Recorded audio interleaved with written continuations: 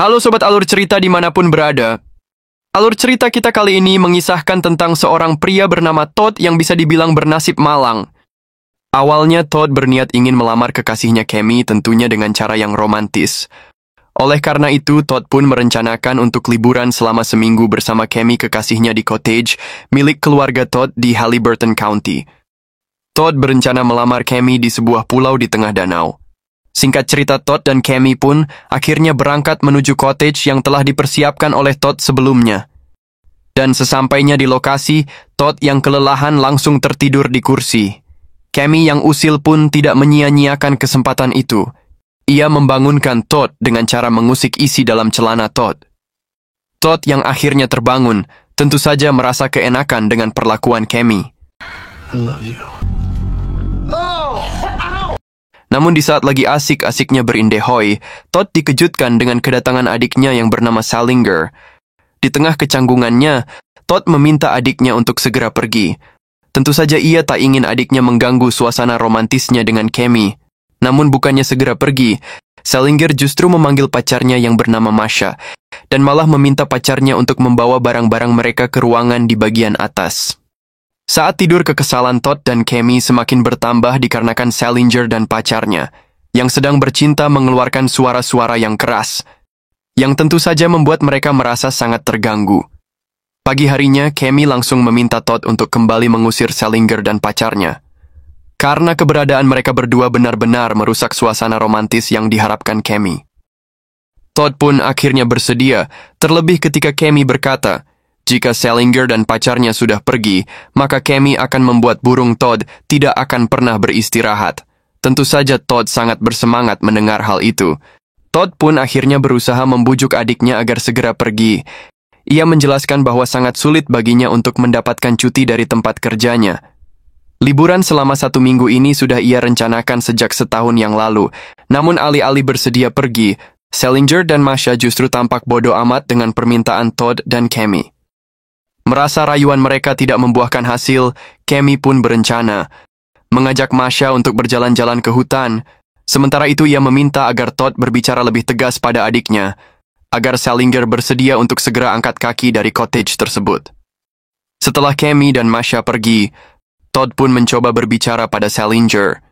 Salinger yang sedang memakai headset sama sekali tidak memperdulikan perkataan Todd. Todd yang merasa semakin kesal menarik headset yang digunakan adiknya dan melemparkannya ke air. Salinger tidak tinggal diam, ia justru membalas dengan membogem abangnya tersebut.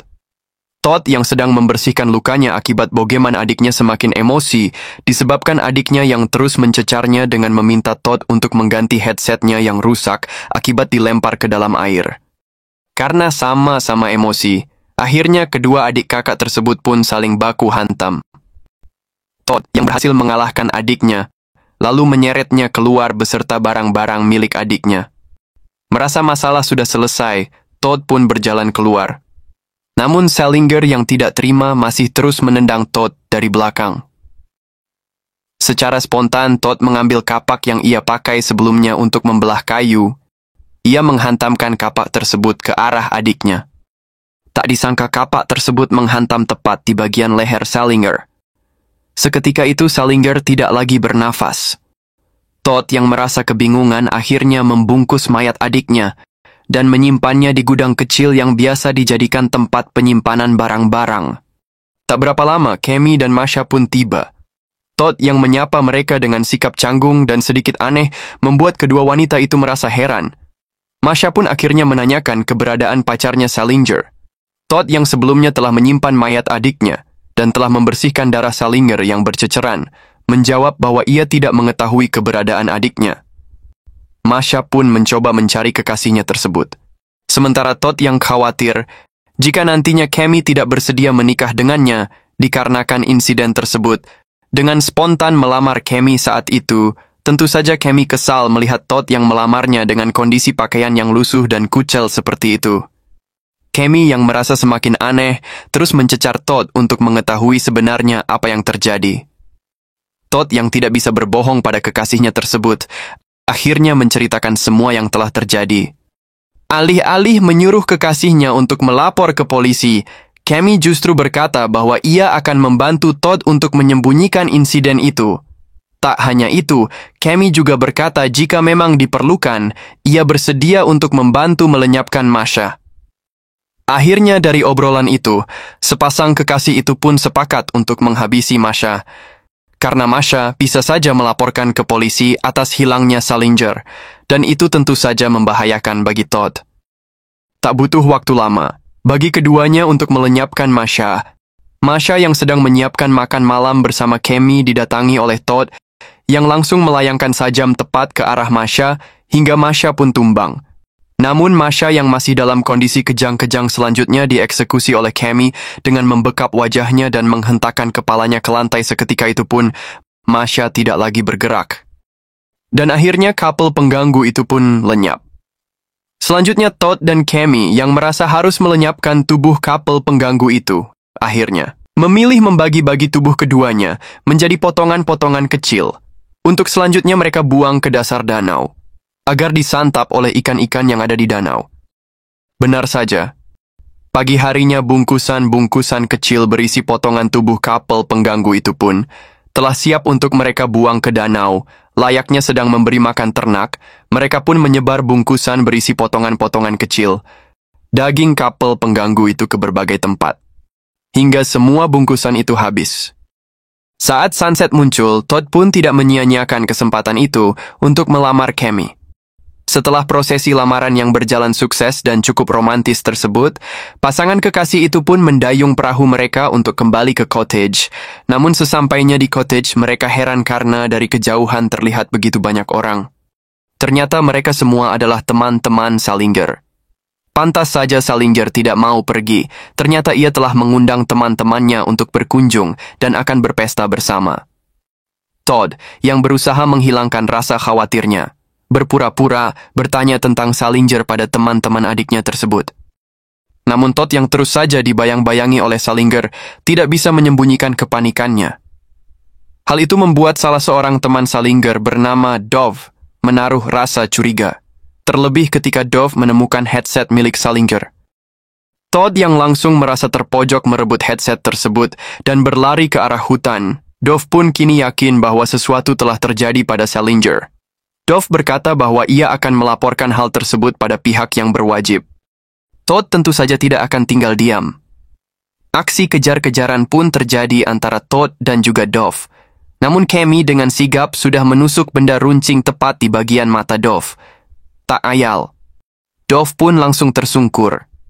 Todd dan Cammy yang tidak ingin rahasianya terbongkar akhirnya terpaksa menghabisi Dove. Merasa memotong-motong membutuhkan waktu yang cukup lama, keduanya akhirnya menguburkannya di hutan. Saat kembali ke cottage, mereka pun panik saat melihat ada petugas yang datang. Seorang sersan polisi wanita bernama Meg menjelaskan bahwa ia berkunjung dikarenakan semalam ada telepon dari seseorang bernama Dove yang melaporkan bahwa temannya yang bernama Salinger dinyatakan menghilang. Polisi pun melakukan penyelidikan di lokasi tersebut saat anjing pelacak milik polisi menemukan bercak darah milik Salinger. Todd dan Cammy pun diinterogasi secara terpisah. Namun meski diinterogasi secara terpisah, tapi keterangan dari mereka berdua dinyatakan sama, yaitu bahwa mereka menyatakan ada seorang pria tua dan berperawakan kurus berada di sekitar situ yang sering mengintai dan membuat mereka juga merasa takut. Sore harinya kedua orang tua Todd pun tiba. Mereka tidak bisa menahan tangis begitu mendengar bahwa Salinger dinyatakan hilang. Saat berbincang, kedua orang tuanya terlihat bertengkar. Si ayah menyalahkan sang ibu dengan berkata bahwa sang ibu yang selama ini terlalu memanjakan Salinger. Ayahnya juga menyalahkan sang ibu yang memberi izin pada Salinger untuk datang ke cottage itu, padahal ibunya tahu bahwa cottage itu sedang digunakan oleh Todd dan pacarnya.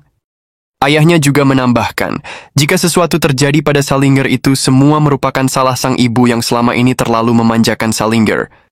Malam harinya, Todd merasa dihantui oleh perasaan bersalah, ditambah lagi ia merasakan arwah Salinger seolah berkata padanya agar ia menyerahkan diri ke pihak yang berwajib, sebab cepat atau lambat kejahatan yang ia lakukan pasti akan terbongkar.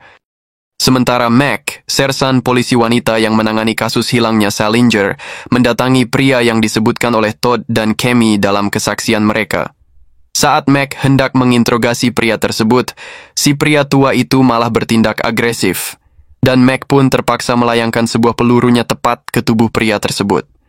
Di sisi lain, Todd yang sedang sarapan bersama ayahnya mencoba berbincang dengan sang ayah.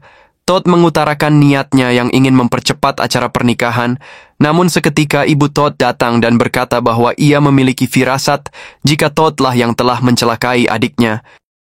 Sang ayah yang mendengarkan hal itu langsung marah pada istrinya, karena ia merasa hal itu tidaklah mungkin. Ia juga meminta agar istrinya segera meminta maaf pada Todd atas tuduhannya dan juga atas sikapnya selama ini yang selalu menganak emaskan Salinger dan mendiskriminasi Todd. Melihat pertengkaran orang tuanya yang semakin memanas, Todd merasa bersalah. Namun Todd merasa heran pada sikap Cammy yang terlihat santai seolah tidak terjadi apa-apa. Dan malah asik makan-makan. Di tengah kegalauannya, Todd menerima panggilan telepon yang ternyata itu adalah dari pihak kepolisian yang menyatakan telah menutup penyelidikan atas kasus hilangnya Salinger, Masha, dan Dove. Karena polisi telah menetapkan bahwa pria tua yang didatangi Mac kemarin telah dinyatakan sebagai pelaku. Cammy yang mendengar kabar merasa kegirangan, namun berbeda dengan Todd yang justru semakin dihantui rasa bersalah. Cammy berpendapat bahwa saat ini mereka telah benar-benar bebas dan bisa segera melangsungkan pernikahan, namun Todd justru berkata bahwa ia akan menyerahkan diri dan mengakui semua kejahatan yang telah ia lakukan. Tentu saja Cammy murka dengan pernyataan Todd sebab kejahatan yang telah mereka lakukan sudah berlapis-lapis. Di tengah pertengkaran, Todd berkata bahwa ia ingin membatalkan pernikahan dan saat itu juga akan pergi ke kantor polisi untuk menyerahkan diri. Kami tentu saja tidak tinggal diam, sebab jika Todd menyerahkan diri, maka ia juga sudah pasti terseret. Dan tentu saja rencana pernikahan mereka hanya akan menjadi mimpi belaka. Todd yang terus melajukan mobilnya menuju kantor polisi dikejar oleh Cammy.